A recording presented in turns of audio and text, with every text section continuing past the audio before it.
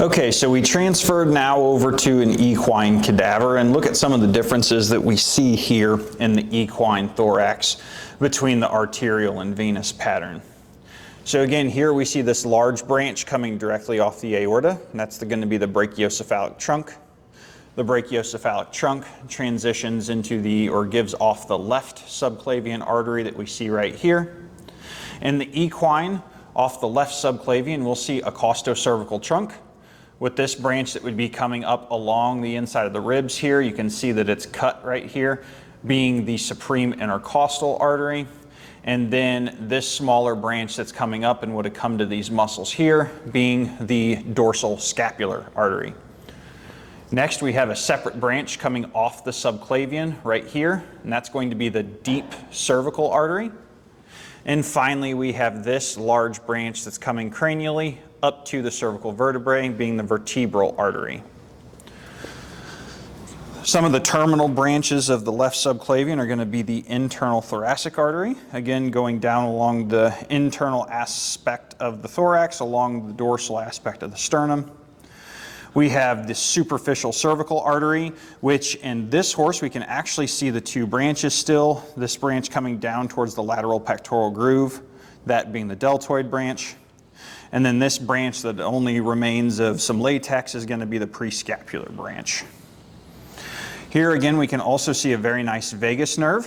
That vagus nerve is giving off some nerves over here to the heart. So some of these would be cardiac nerves. I know that I don't believe that's on your list, but that's what those are.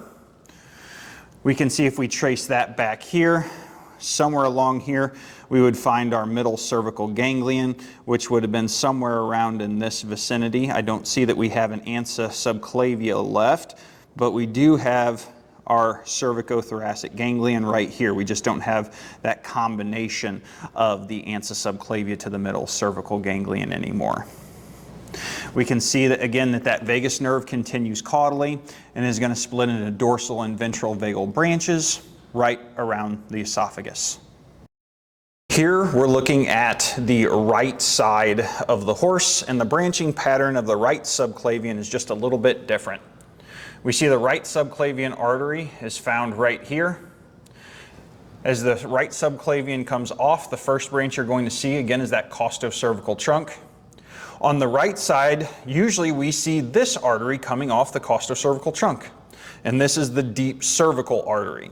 So on the left side, it tends to come directly off the left subclavian. On the right side, it tends to come off the costocervical trunk.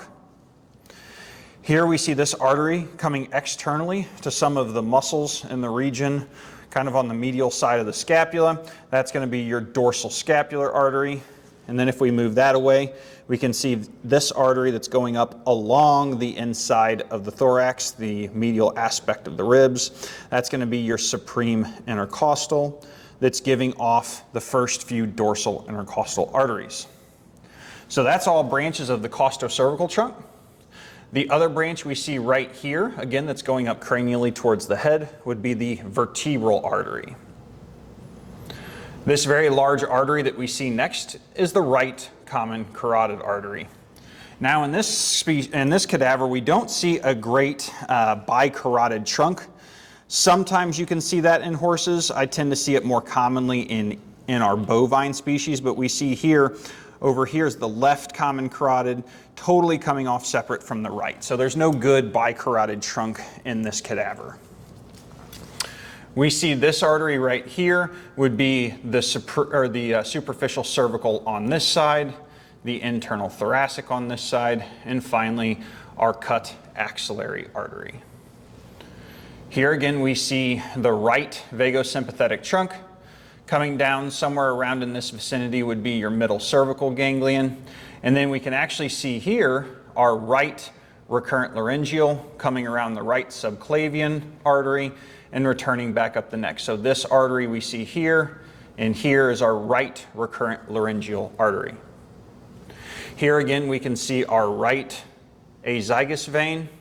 All of these veins that you would be seeing right here would be your costocervical trunk vein, your vertebral vein, dumping into your cranial vena cava.